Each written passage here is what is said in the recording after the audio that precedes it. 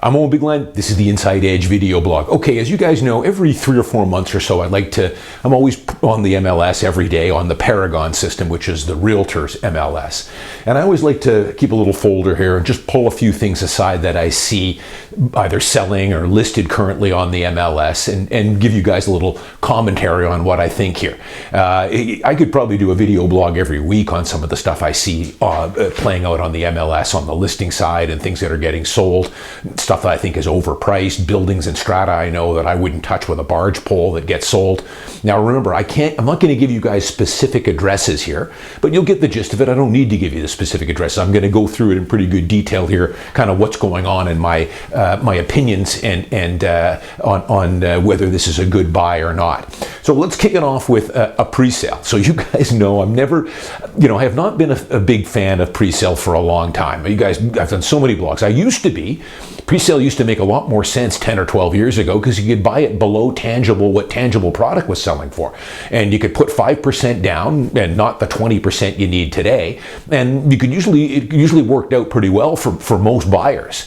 These days, there's just so much risk involved. 2, 3, 4, 5-year completion times. Now you need 20% down. But the big thing is when you add in the 5% GST, these are far and away way more expensive than what you can buy current tangible product at. It's way more expensive. So I'm not sure why you would buy it. Now, again, I always give you guys the same caveat here. Buying a pre-sale condo can make sense in what I call special circumstance. Special circumstance meaning that your office is a block away and there's nothing in the tangible market that is new like this or has the finishings or the parking or whatever. Or your ex-wife lives 2 blocks away with the kids and you want to be in this building so that you can share the kids easily enough and be within walking distance. Or grandma lives down the street or your parents. So it can make, or I've thought to say it's an ultra luxury condo with incredible one-of-a-kind views that is tough to replicate in the tangible market. But I'll give you one here. This is a pre-sale. It's not going to be completed until 2026 or 2027. It's on the it's in Cambie Street, downtown Vancouver. 704 square feet, 704, 1 bed, 1 bath, currently listed for $1,069,000. $1,069,000 plus another $55,000 of GST. So we're talking $1,145,000 plus your PTT and everything else. That's, I think, about $1,650 a square foot. This strata, it looks like it's going to be nice. Nice finishings. It better be for that price.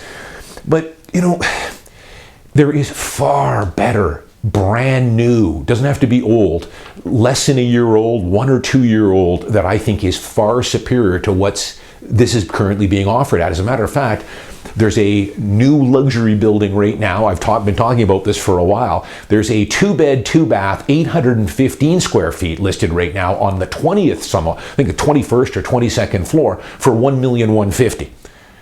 And the amenities in this building I know are going to blow these away. It's going to be a nice building, this one on Cambie, but it's not going to hold a candle to a couple of the newer ones that have been built that are ultra luxury.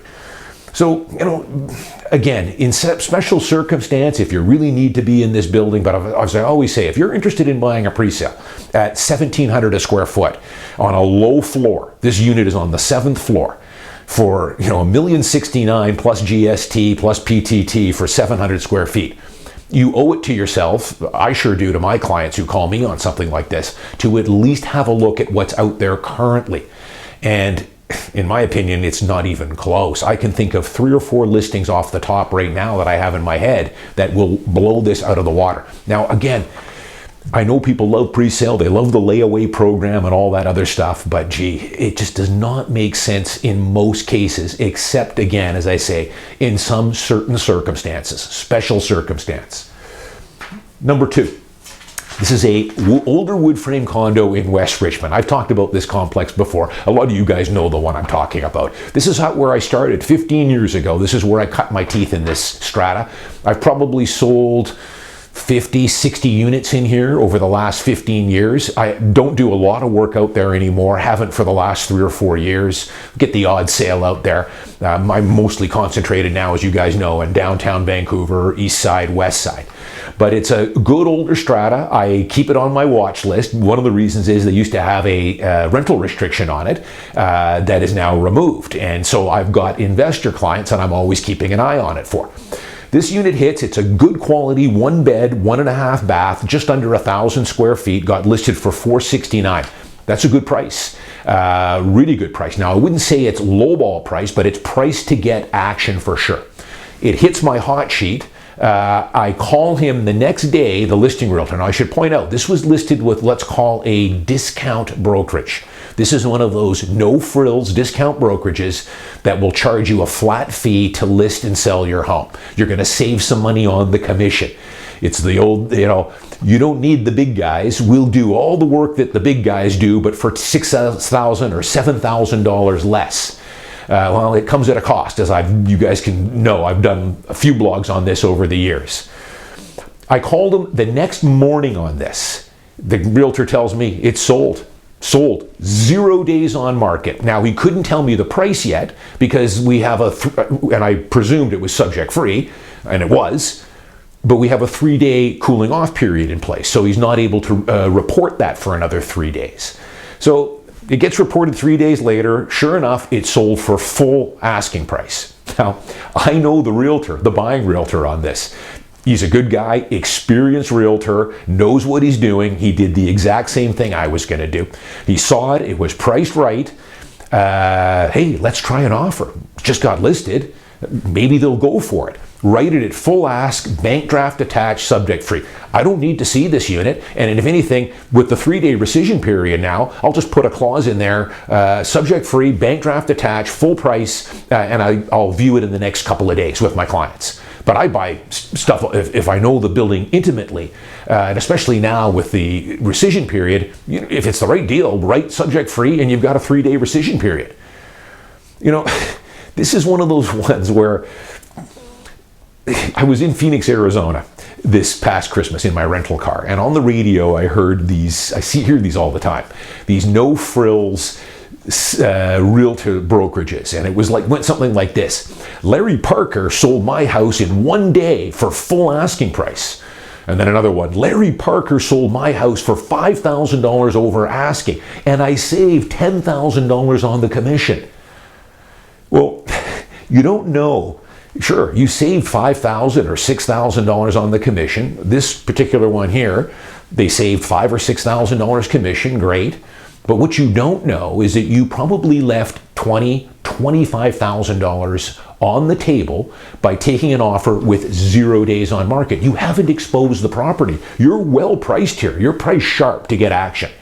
At the very least, you should have shown this home for a week, had an open house on Saturday and Sunday, and then looked at offers, if any, the next week. And I can tell you, you would have had 6 offers on it, maybe more. I would have been involved. I might have, in a bidding war, I'd go over ask for this thing. Subject free. So this is why I tell people, do your due diligence on what you're buying. I'm sure this, and selling. I'm sure this guy said to his wife, you see, honey, I told you this was great. We sold it at full asking price and it took less than 3 hours. Well, you got to be asking yourself, there's a reason for that. And you see, these no-frills brokerages, they're saving you some commission, but of course they love to do this kind of stuff. They don't want to spend a whole lot of time, I guess, marketing the home, showing it for a week, collecting offers, negotiating. Hey, this is easy for the listing realtor. Price it cheap, take an offer right away, but not good for the realtor, not so good for the seller, in my opinion. That's my opinion. I'll stick to it. I've done lots of blogs on this. Selling a home in 1, 2, 0 days on market, 3 days on market. You haven't fully exposed the home. Every single listing I list, I've gone through this many times with you guys, I do holdbacks on whether the market is a buyer's market, seller's market, or balanced market, especially on high quality 1 beds and 2 beds priced in this category. You have to list it and expose it for at least a week. Show the thing. That's where the magic happens. That's where you could have gotten 5, 6, 7, 8 offers. This is a hot commodity, this unit. I don't know if the sellers thought, hey, watch the news and the market's in the doldrums and, we better sell this thing quick before the market crashes. A lot of that happens. Little do they know that is a wicked white hot seller's market for this product. And especially when you add the fact that now you can rent these units, which you couldn't do up until January 1st. You get what you pay for here, folks. Incredible deal, though, for the buying side. This realtor, again, I know him. I've done deals with him. He's a good realtor. Congratulations to the buyers on this. You hired a pro. They did the exact same thing I would have done. I would have gone in with day one. I missed it by 5 hours. I saw it that night and called the guy the first thing the next morning. I missed it. But good on these guys. The buyers on this did incredibly well. You hired the right realtor. You got a tremendous deal on this. Not as good for the sellers, though. Next up, this is the opposite of that spectrum. So I've talked about this too, this strategy of price it low to try and create a circus atmosphere. We call it price it low, watch it grow. There's a unit right now in downtown Vancouver. I know the strata extremely well. I've probably got 5 or 6 clients in this building, a couple of principal residence owners and a number of investors. As a matter of fact, when they look at the comps there, you'll see my name sprinkled in there. If anyone's looking at this unit, they'll want to go in and take a look at the comps. You'll see my name all over there. One on the listing, but quite a few on the buying side. This unit is worth all day $725 in that area. Let's call it $7 to $720. They list it for $599. It's tax assessed at $715. These people bought this unit in 2017 for $688 plus PTT. So $700,000 back in 2017. They list it for $599. Now, of course, they are going to do holdbacks on it. They're showing it for 9 days. Offers on it are next Thursday. So I've had 2 people get in touch with me because this thing is going to draw a crowd. Owen, look, I saw this unit. Do you know anything about this strata? Listed for $599 and it's almost 700 square feet in a 12-year-old strata. Yeah, I know this building very well. As a matter of fact, I've got a listing coming up in there that I'm going to be listing around $740. That's same size as this unit. I tell them, listen, they have no intention of selling this unit at $599. This is priced to create a circus-like atmosphere, and they're going to get it. They're probably going to get 10, 12, 15, 20 offers on this home, and it's going to be crazy because there's going to be some people that probably think, hey, I'll offer full ask or just over full ask. And then, of course, if they've got a good realtor, that realtor should be able to straighten them out and say, listen, this unit, they paid $700 for it 6 years ago. This is being priced to create a artificial crazy bidding war. And, it's tough to say how this goes. And personally, I think they priced this too low. Because let's say you're shooting in the dark. Let's say that the seller's bottom line is $700 or $710. That's a tall order. Even though this market is picking up, and especially the one-bedroom, good quality one-beds, which this one is, you still got to get this $100,000, $110,000, $115,000 over asking price. It can be done, not easy though. So often what happens when they price them this low is on offer night, they get 15 offers, but they still don't get it up to where they need it. So oftentimes what happens is the listing gets terminated the next day and then relisted it at the real price, $725 or $730 or $740, and leave a little room for negotiating. That would not surprise me if that's what happens on this. They priced it too low. If you wanted to create, I was a listing realtor on this, if you wanted to do this, price it a little low and let's get some action and we'll do the long holdbacks on it and everything else. Come in at $675, $665. But $599 is a lot of room you've got to make up. The comps on this, if someone goes in there, the realtors, if they know what they're doing, they're going to first thing go in and say, that seems awfully low. Let me take a look at the history, and then let's look at the comps, what's sold in the building. I can tell you in the last 18 months, everything is sold just over $700,000, upper sixes, low $700,000, up to $730,000, $740,000 in the last 18 months. The one anomaly is one that I sold Early last summer, in June, I sold a unit in the same building for $660. I got a tremendous deal for my buyer on this, but it was a bit of a special case. The guy started at like $725, $730, I believe, $729, continually to reduce it. He wasn't a downtown realtor. He was like a Fraser Valley realtor, if I remember correctly. So it was kind of a fish out of water downtown. They did the right thing. This unit had always been tenanted. It had been tenanted for 10 years. They did the right thing and at least got the tenant out and then listed it. But the mistake they made is when you get a tenant out, the reason you're getting the tenant out is to clean up the unit, make any repairs, paint the unit, clean the unit, stage it. They didn't do any of that. They moved the tenant out and it was a mess inside. Doors that were broken. The glass shower door was out of alignment. Burnt out light bulbs. It needed a full coat of paint and patching. And the unit was absolutely filthy. Cost us $700 to do a deep cleaning on this. The appliances, the cabinets, everything. So they continued to reduce it, and we came in with a subject-free offer and ended up taking it at $660. But $599, price it low, watch it grow. I advise people when they show me stuff like this, stay away from these. I do.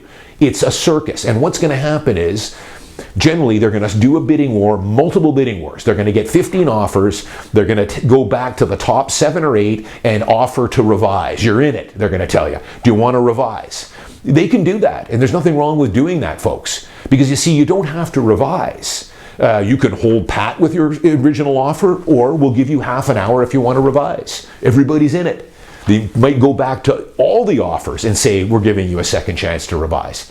It's all over the road, but you're shooting in the dark on this. You have no idea where their price is. You're revising it. They're hoping the FOMO kicks in big time. But stay away from these. Go after a unit, in my opinion, that's priced more realistically that you have a shot at. These ones are a circus. Final thing here. This one I'm going to call a tough sale. This is a unit in the downtown east side, Vancouver East. So I know this is a conversion. It's 15 years old. It's an older boutique building in the downtown east side. Not a good area. I think they've got a total of about 29 units in this strata. It's like a 100-year-old building that they converted 15 years ago in 2008. So, give you a little history. I know this strata. I've been in it a few times. I looked at it when it was first converted in 2008, 2009. Good developer that converted these, really nice inside, exposed bricks, slick appliances, cool lighting, no parking with these, and the big downside is it is in the epicenter of a rough area. Even back in 2009 when they pre-sold these things, or 2008, even then it was a tough sale, and that neighborhood, the whole gist of it back then was that this neighborhood is being gentrified. It's going to be on the way up. And personally, I thought that would be the case too in that area back in 2009, 2010. Olympics were just around the corner. Good stuff was happening. But of course, as we all know, it's regressed. We had a horrible mayor here in Kennedy Stewart that has caused that area to go downhill tremendously, which I'll get to in a minute. But even when these were pre-sold, just let me give you the numbers on this. This is 1,050 square feet, so it's big. Currently listed for $875, but they're dreaming on that. They're not going to get it. But when these were first sold, this is back in 2008, these were first listed at $800,000. They didn't sell though, because even back in 2008, people thought, man, this area, it's not great. Sure, it's on the up. But when this was first sold, original owner, it was on the market for over 300 days, reduced multiple times. This guy bought it brand new or converted in 2009 for $585 from the original ask of $800. So it was a tough sell even back then. So got a good price on it, $585 plus GST, $620 total.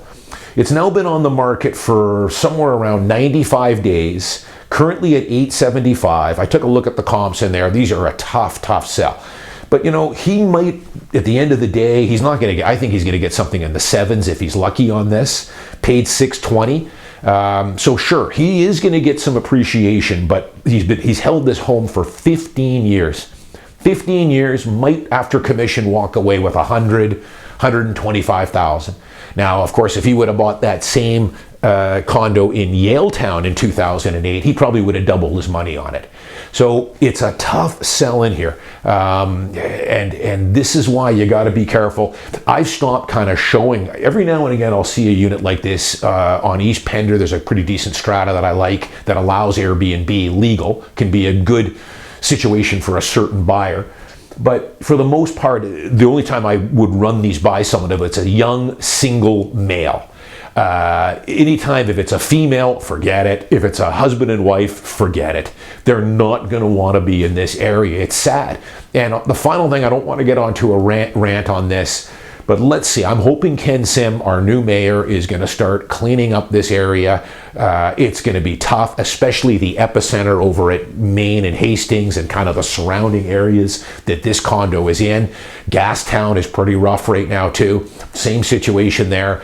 Not a lot of appreciation in those units if you bought them 5, 6, 7 years ago, and they're a tough sell because it's got to be a single male in most cases, or someone who, you know, females, it's tough. Walking around there at night, coming home from work. These units don't have parking, but there's parking off-site a block and a half away. So you park your car in the lot and then have to walk 2 blocks to your unit here. It's rough going in there. I don't blame someone for not, you know, wanting to live in that neighborhood. Very tough sale.